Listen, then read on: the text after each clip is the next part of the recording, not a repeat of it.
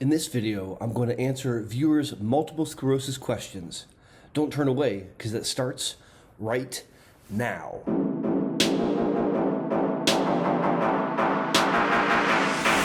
Hey! Howdy! Thanks for learning about MS with me, Aaron Boster. I'm the founder of the Boster Center for Multiple Sclerosis, where we care for people impacted by MS from around the globe. We accept all major insurance carriers, and we're currently actively enrolling clinical trials. In today's video, I'm going to be answering some awesome questions posed by our viewers about multiple sclerosis. Let's jump in. Amber Thomas asks, does multiple sclerosis cause throat issues? Amber, when I think about the throat, I think about two neurological functions. One is producing speech, and if you don't produce speech correctly, there's a doctor word for that. We call that dysarthria. And slurred speech can occur from a couple different places. It can be caused because you can't move your lips correctly, or you can't move the front of your mouth correctly, and so you pronounce things wrong. But it can also occur because of problems in the back of the mouth or in the throat. And I'll give you an example. At the very base here, you have two cranial nerves, cranial nerve 9 and 10. And they help you make a very guttural sound, a K sound. And so repeat after me, ka, ka, ka. Now, that K sound is produced way back in the back of the throat. And if there's damage to those lower cranial nerves, the person won't be able to say ka, ka. They'll sound more like ga, ga. And that's a problem with the throat. There's a second potential problem with the throat, and it's actually much more serious. The doctor word for it is dysphagia, which is doctor talk for difficulty swallowing. So the throat coordinates swallowing food from your mouth into your stomach. And what you obviously want to avoid is food going down the front tube, down into the lungs. That's called aspiration pneumonia. And in the setting of multiple sclerosis, people can develop difficulties with dysarthria, slurring their speech, and dysphagia, difficulty with swallowing. Now, if you have MS and you're noticing that when you have a sip of water or when you're eating something, sometimes you sputter and cough or choke, that's something to take very, very seriously. And I absolutely want you to bring that to the attention of your provider. Amber, awesome question. Anthony Quint asks two really cool questions. The first one is, can you have spasticity without muscle weakness? And Anthony, the answer is yes. It turns out that the pathway, the series of wires from the brain down to the body that control strength, are a separate pathway from the series of wires from the brain going down to the body, ultimately control spasticity. And so you can see someone who is strong and spastic, meaning they have cramps, Charlie horses, spasms, and limbs that are hard to bend. You can also see someone who is really weak, but they're not spastic. And very commonly, you can see both. But Anthony, your point is outstanding because anatomically, those two pathways are actually separate. Now, Anthony's second question is, if major symptoms are in the leg and the lower back, should the MRI focus on the lower spine? And this brings up a really important point about spinal cord anatomy. So the information from your legs enters into the bottom of your spinal cord and courses up. And then later, the information from your arms joins the information from your legs. So to answer Anthony's question, we need to be very thoughtful about what we're seeing on the neuro exam to guide us. Now, common things being common, we're more likely to see demyelinating MS lesions impacting the legs from the cervical and thoracic spine. Why? Because there's a larger cross-sectional area of cord to be affected, and there's more myelin up there. If I was to see someone who only had leg involvement, I actually wouldn't get a lumbar spine in the setting of MS. I would probably get a thoracic spine. But I always want to see a cervical spine because the lesion impacting the legs can occur down there or up there. It's tricky, but that's the way anatomy is. Rachel, DLC, asks the following. Why does MS give people a drunk feeling without the drinking? That's a great question with an interesting anatomical answer. When you drink alcohol, it's a poison that temporarily inhibits the back of the brain, the cerebellum. The cerebellum, which is Greek for little brain, really controls balance and coordination. And the more you drink, the more you temporarily inhibit that structure. And so as you inhibit the cerebellum, a couple things happen. You can slur your speech, you can have abnormal eye movements, you can be unsteady with your hand and leg movements, you can stumble while you walk, and you lose core stability. And then when the alcohol wears off, the temporary poisoning goes away. Well, that structure can be impacted by multiple sclerosis. You can have MS lesions that affects the cerebellum, and it's not uncommon. And so there's a t-shirt that you see all the time on the internet that says, "I'm not drunk, I have MS."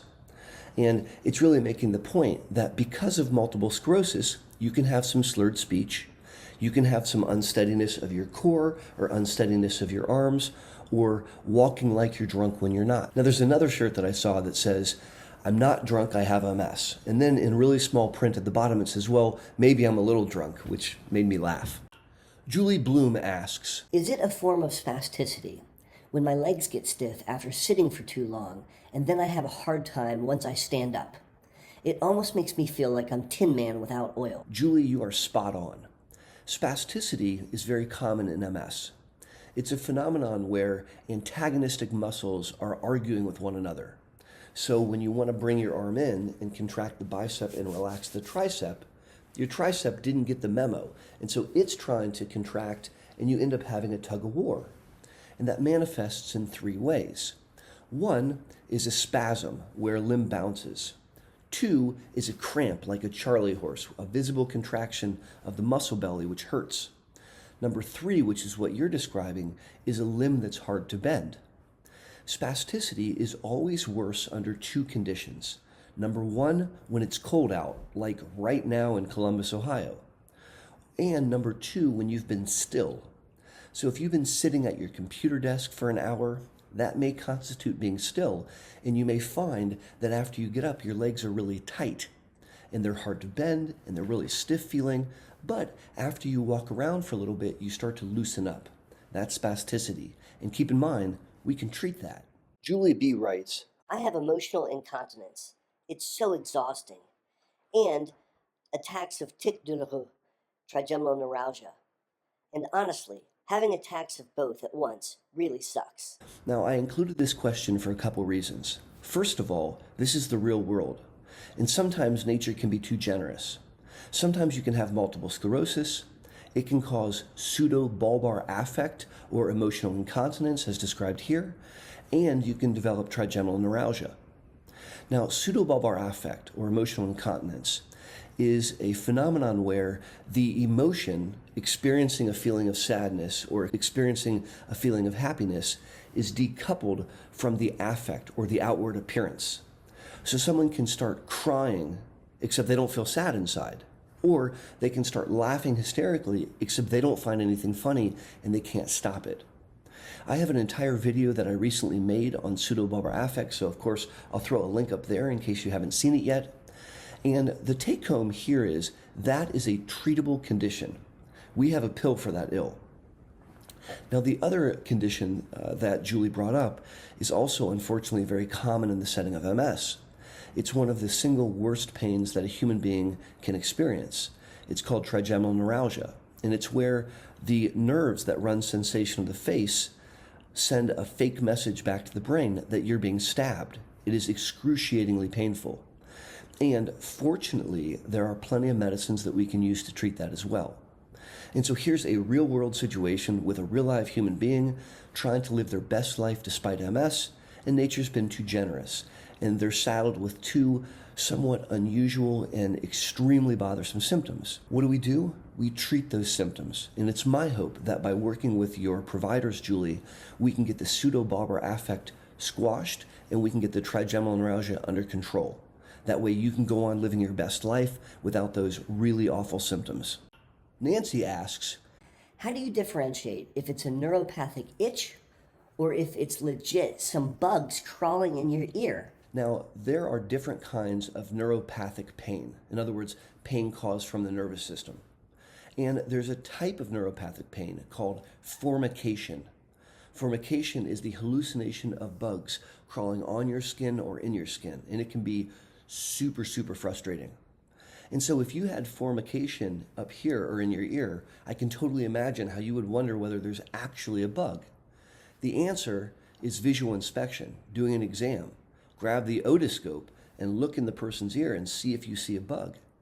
And if you don't see a bug, make sure that they know, hey, listen, there is no bug, there's an abnormal sensation. Again, this kind of neuropathic pain, formication, can be treated with medicines. And that is definitely one that I would want to treat. I want to give a shout out and a super big thank you to Ichabod 13. You are awesome. Many of you know that this past March, I opened up the Boster Center for Multiple Sclerosis here in Columbus, Ohio. And Ichabod mailed to us this amazing stained glass of our logo. It's hanging proudly on our window, and I walk by it every day.